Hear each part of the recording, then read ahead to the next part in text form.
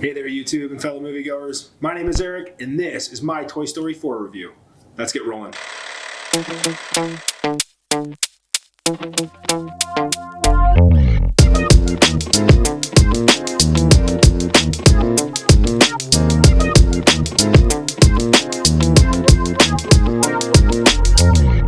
Alright, so I just want to apologize in advance for not doing any animation before this one.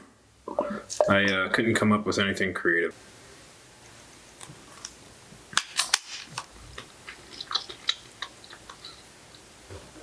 Toy Story 4 follows Woody and Bo Peep on their adventure to reunite their kid Bonnie with her brand new toy Forky. Every new sequence in this throughout the entire movie was interesting and unique. Even though it's the fourth movie that they've done, it feels new and original. New Toys had most of the screen time in this versus the other movies where it was primarily the characters that we're traditionally used to in these movies. We have all the voices of the old Toy Stories that we know and love, and then a lot of new ones, and the new ones were very fitting and very funny. We have Tony Hale as Forky, Key and Peele were Ducky and Bunny, absolutely hilarious. Keanu Reeves was Duke, and I don't think there could have been a better cast for him. We had a little bit of a weird villain arc in this, like compared to the third one, it was very dark and maniacal, and there was a lot to do with the villain, where this one was more dealing with the adventure that Woody and Bo Peep were having and kind of helping the villain, and it was a little bit of a smaller role. That didn't take away from the story at all, just a little bit different way of telling this one. Josh Cooley wanted to tell that story. He wanted to tell it in a way that expressed understanding your ego, understanding your place in life, and the importance of helping those around you and the ones that you love. All human traits just told with toys. His directing was very apparent and straightforward in the story that he wanted to tell. Not that I've done either, but directing for animation and directing for live action are two very, very different things, and this guy had not done it before.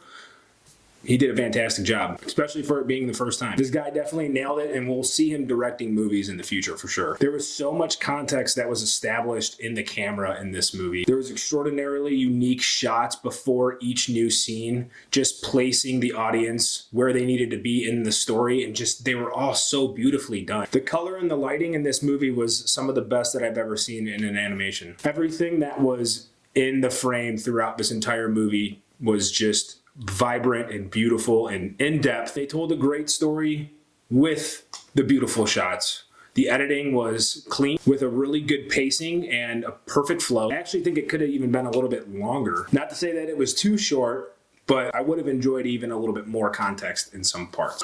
You got a friend in me.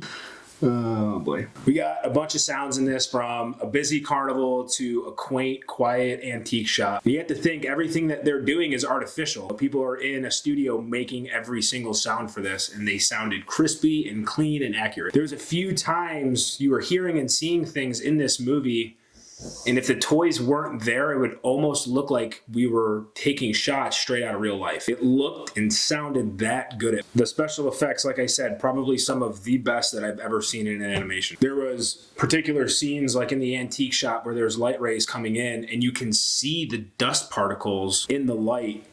Just things and details that you don't necessarily always see. It was so meticulously placed and done in this.